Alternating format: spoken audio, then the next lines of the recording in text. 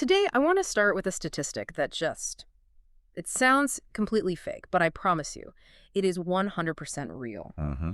If you look at the economic history of South Korea, that whole Miracle on the Han River story, there is one single man whose companies, at their peak, were responsible for something like 10 to 15% of the entire country's GDP. It's a staggering number, really. I Yeah. mean, when you hear a figure like that, you're usually thinking about a state-run oil company or, a monarchy. Kingdom. Exactly. You're not thinking about a private citizen who started with nothing.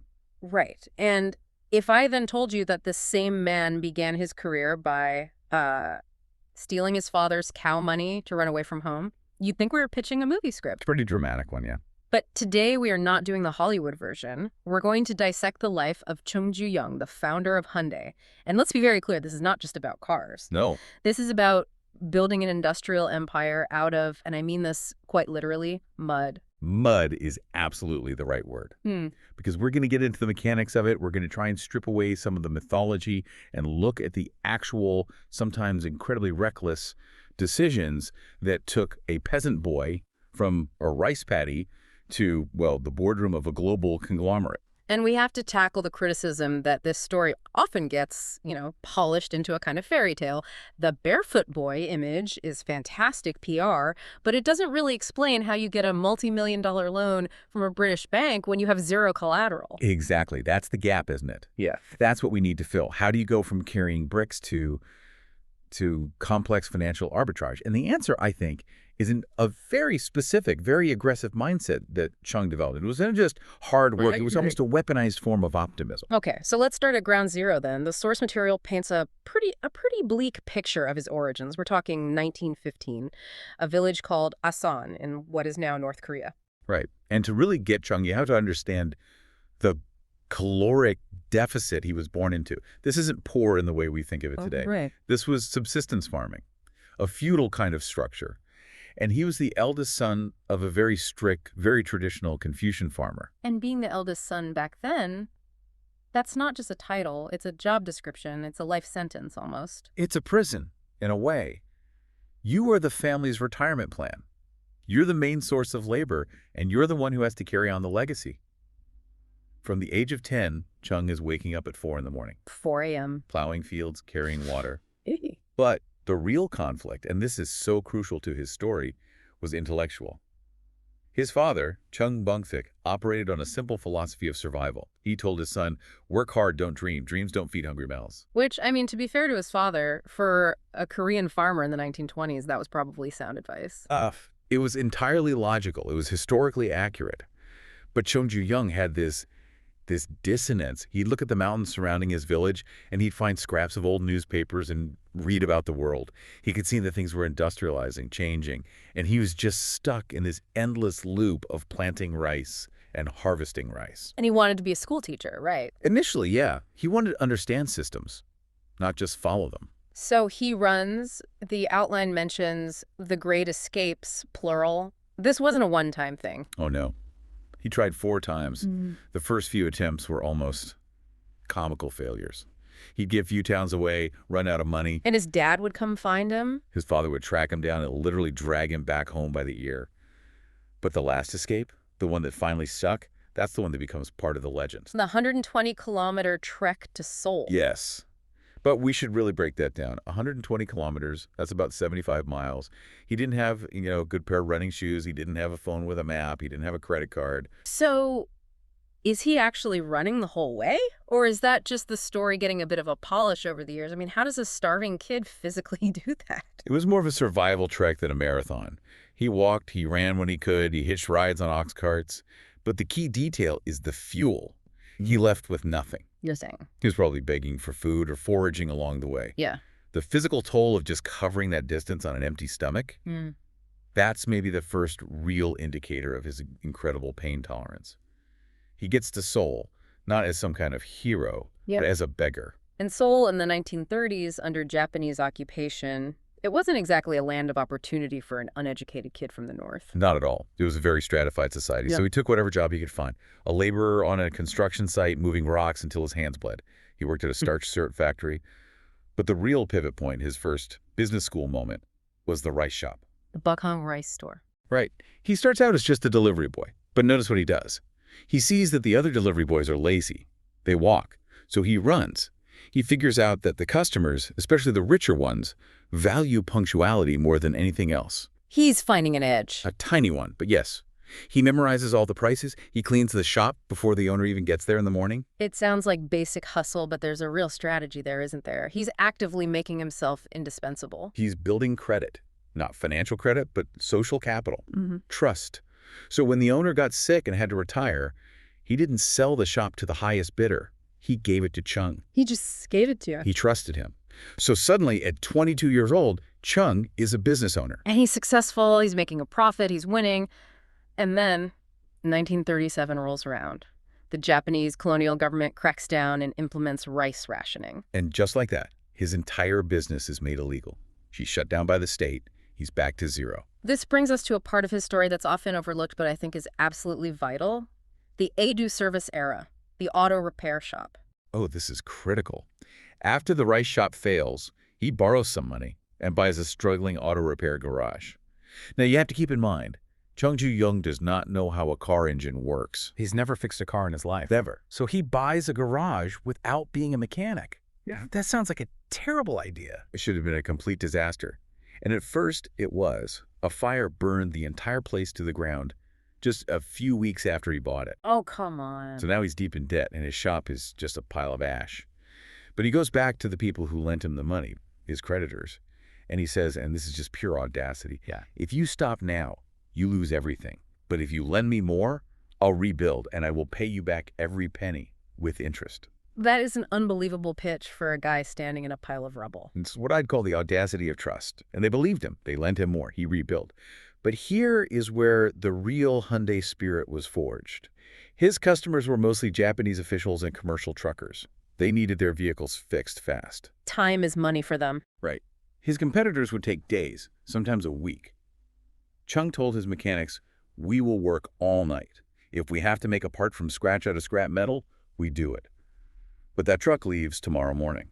So he wasn't selling repairs, he was selling speed. He commoditized speed. Yeah. Exactly. He realized that for a commercial client, the time their truck was off the road was way more expensive than the repair bill. So he charged a premium for that speed. And he learned how the internal combustion engine worked not from a book, but by tearing apart trucks at 3 in the morning with his own hands. This is where he learns that technical impossibility is usually just a code word for a lack of effort. So he rides this out all the way to the end of World War II. It's 1945, liberation, the Japanese leave, the Americans arrive. And there's this massive vacuum. The entire economy is hitting a reset button. And in 1946, he pivots again. He goes from auto repair to construction. He founds the Hyundai Civil Works Company. Hyundai. The name means modern. We've touched on this, but let's really think about the context. Korea in 1946 is not modern. It's a broken agrarian society recovering from 35 years of brutal colonization. Calling his company modern then was. It was a manifesto. It was an act of pure will. No. He was naming the company after the future he intended to build, not the present he was living in. But practically speaking, he saw the Americans were there, and the Americans needed infrastructure. They needed barracks, offices, roads. And Chung, from his days as a laborer, he spoke the language of construction. More than that, he spoke the language of get it done. There's a famous story from that time. General Eisenhower was visiting Korea in the winter.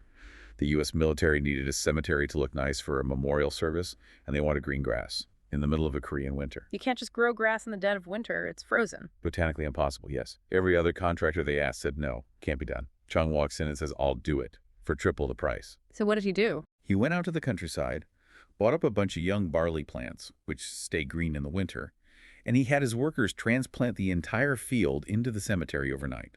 From a distance, it looked like a perfect, lush, green lawn. It's basically smoke and mirrors. It's creative problem solving. The Americans didn't care that it was barley, they just cared that it was green. And Chung learned a huge lesson. Quality is defined by the client's objective, not by the textbook. This kind of thinking got him into the U.S. military procurement system, which was, frankly, the only place with real money in Korea at the time. Then comes 1950, the Korean War. And I think we use the word devastation too lightly. We have to be more graphic. Seoul changed hands 4 separate times. The entire country's infrastructure was pulverized. It was year zero, total reset. But while other businessmen were hoarding gold or fleeing the country, Chung was positioning himself. He knew that when the dust finally settled, all those bridges would need to be rebuilt. The roads would need to be paved. And he made sure Hyundai was seen as the government's primary tool for that reconstruction. But he had this philosophy that sounds incredibly risky. Bid low and figure it out later. It's the loss leader strategy, but on a national scale. He would bid on massive government projects at cost, or sometimes even at a slight loss, just to win the contract and prove Hyundai could do it. He wasn't buying profit. He was buying a portfolio. He was building his resume. Which brings us to the 1960s and the Han River Bridge. This is often pointed to as the major turning point for the company. It is. The Goryeo Bridge project, specifically, was a complete nightmare that almost bankrupted him. But the big test was the infrastructure push under President Park Chung-hee. The government desperately needed a major bridge built over the Han River. And all the established companies, the ones with the real engineering pedigrees, said the timeline was impossible. The river has these incredibly rapid currents. The traditional method for building bridge supports involves using these huge watertight chambers called caissons. It's slow, methodical, and safe. But the government wanted the bridge done in a fraction of the standard time. So what was Chung's solution? I mean, he's not a civil engineer. No, but he challenged his engineers. He pushed them. He forced them to rethink the entire process. Instead of doing everything sequentially, step one, then step two, he demanded they run everything in parallel. They were mixing concrete on the riverbank while they were still sinking the pylons. And he brought in those huge floodlights, right? Yes, which was a total novelty at the time. He started running shifts 24 hours a day, 7 days a week. The 24-hour workday became the Hyundai signature. He lived on the construction site in a shipping container. If a truck got stuck in the mud, the CEO of the company was out there with the workers, pushing. He collapsed the timeline through sheer brute force of labor and will. But that has to come at a cost, right? Financially, that must have been a disaster. Oh, absolutely. The Goryeo Bridge project, in particular, almost put him under. Inflation went crazy. The cost of steel and concrete skyrocketed. He had to sell off personal property, go into massive debt just to finish it on time. And he finished it. He finished it, and that bought him something money couldn't buy. President Park Chung-hee's trust. The president saw Chung as the guy who delivered, no matter what.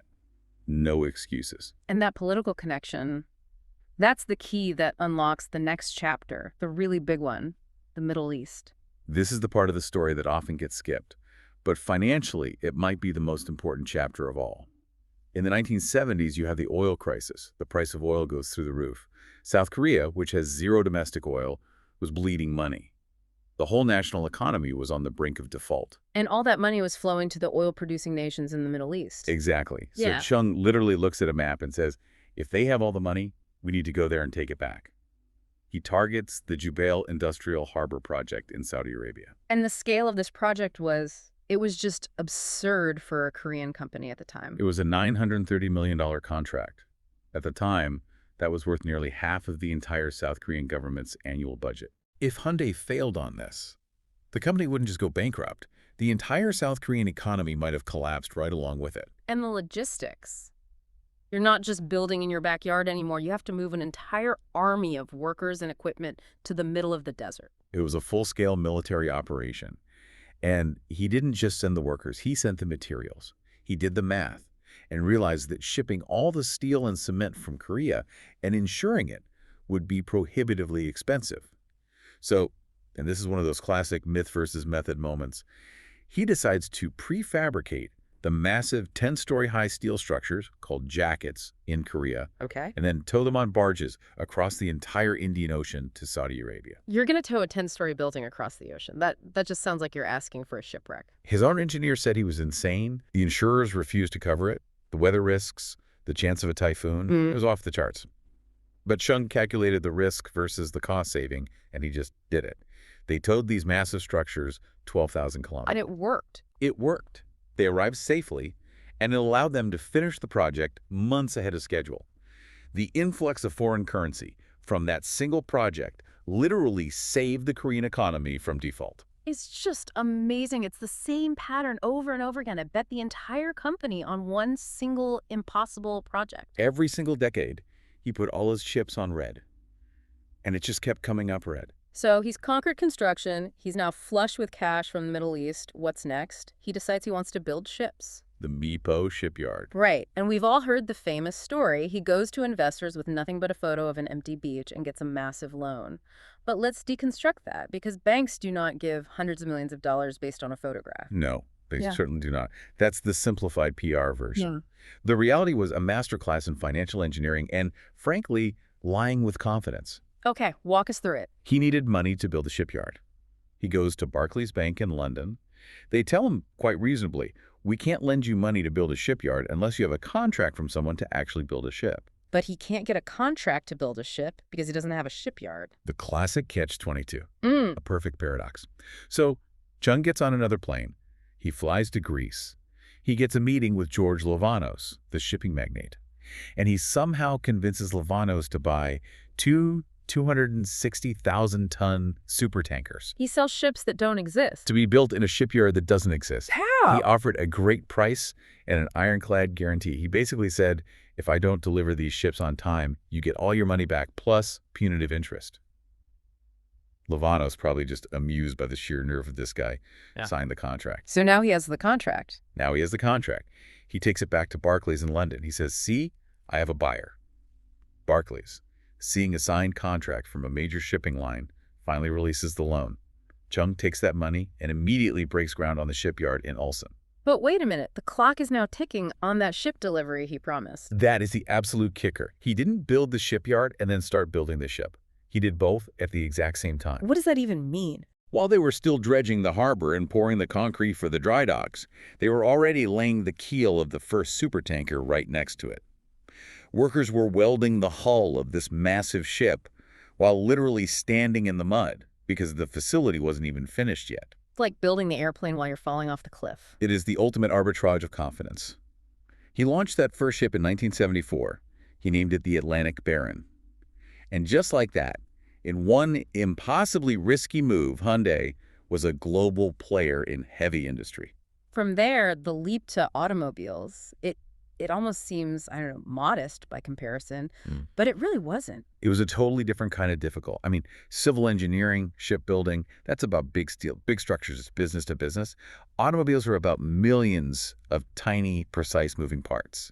And it's consumer-facing. It's about brand and trust. And his own team was against it, weren't they? Oh, everyone. His brother, who was a key executive, his entire board, they all said, we are an infrastructure company. We don't know how to sell to families. We don't do marketing. And we absolutely do not know how to build an engine. And at that time, Korea was just assembling cars for other people, right? Like Ford. Exactly. They were putting together kits for the Ford Cortina. They were subcontractors.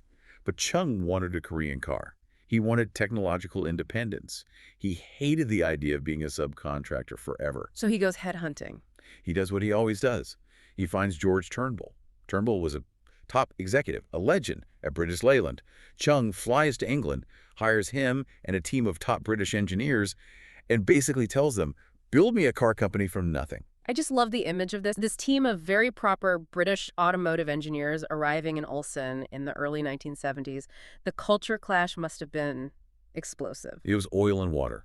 Turnbull and his team were used to British unions, strict protocols, tea breaks. The Koreans were used to poli-poly. Hurry, hurry. Fix it with a hammer and some wire if you have to. Just get it done now. So did they actually design the first car, the Pony, from scratch? Not entirely. It was more of a brilliant piece of global assembly. They bought the technology they needed. They licensed an engine design from Mitsubishi in Japan. They got the exterior styling from a famous Italian design house, Ital Design. Giugiaro, yeah. Right. And they used parts and knowledge they'd gained from building the Ford Cortina and the Morris Marina. They reverse engineered everything. I read a story about them literally taking apart a competitor's car, piece by piece. They would. They'd buy a Toyota or a Datsun, strip it down to the last nut and bolt, draw every single component, and then try to replicate the casting and the milling. The first attempts were terrible. The early body panels wouldn't line up, the roofs would leak, the doors wouldn't close properly. But they just forced it through with that same brute force work ethic. And out comes the Hyundai Pony in 1975. The Pony. And look, it was not a great car. It was boxy, it was underpowered, the build quality was questionable. But it was indigenous. Over 90% of its parts were made in Korea. And for the Korean public, buying a Pony wasn't just a consumer choice, it was a patriotic act. The symbol. A huge symbol. It captured something like 60% of the domestic market almost instantly. Chung was never satisfied with just the domestic market. He wanted the world. Specifically, he wanted America. The Excel invasion of 1986. I remember the Excel. My friend's family had one. It was cheap. That's what I remember. $4,995. It was the cheapest new car on the American market, by far. And Americans, especially first-time car buyers, bought them in absolute droves. They sold 168,000 of them in the first year alone. It was a record for a new import brand. But then the hangover hit. Hard. The quality issues started to surface, and they surfaced rapidly. And this is where that that hurry culture really bit them. They hadn't properly tested the cars for American driving habits. What's the difference? Driving is driving, isn't it? Not really.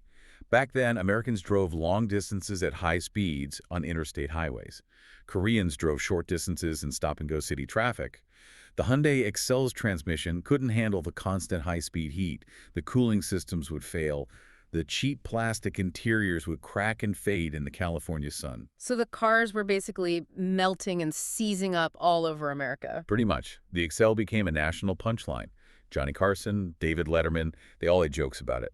The brand became synonymous with disposable. The reputation was that you'd buy a Hyundai and throw it away in a year. Sales completely collapsed. This is the moment where most companies would have just retreated. Yugo retreated. Daewoo eventually failed. How did Hyundai survive that kind of reputation collapse? This is really where Chung's son, Chung Mong-koo, steps up. Right. But he uses his father's playbook. They did not retreat. They doubled down. They did something completely drastic and, at the time, unheard of. They introduced the 10-year, 100,000-mile warranty. That was a massive, massive gamble. If the cars kept breaking down at the same rate, that warranty would have bankrupted the company 10 times over. It was a signal. It was a public declaration of confidence. They were betting their entire balance sheet on the fact that they had fixed the quality problems. And internally, it forced the engineers to make sure the cars wouldn't break, because now every single repair came directly out of the company's profit margin. It took almost a decade, but it slowly, painfully, rebuilt the trust with the American consumer. It's so interesting to trace that one theme all the way through. From the rice shop delivery boy establishing trust with his customers to the warranty establishing trust with the whole country, it's always about proving reliability against the odds. That's the Sue line, absolutely. Trust is wealth. That was one of his core beliefs. Let's pivot for a second to the human side of this empire. By the 1990s, Hyundai is this giant octopus. It's in construction, ships, cars, electronics, department stores, finance.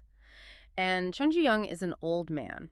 What's he like as a leader in his later years? He was a complete paradox. Here's a man who was one of the richest people in the world, a billionaire many times over, but he hated luxury.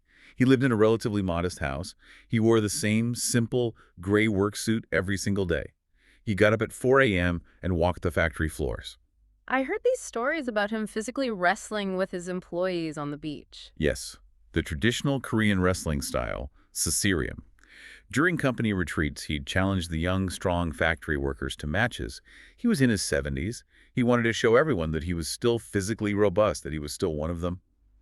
He never acted like a king in an ivory tower. He always acted like the foreman, the big chairman.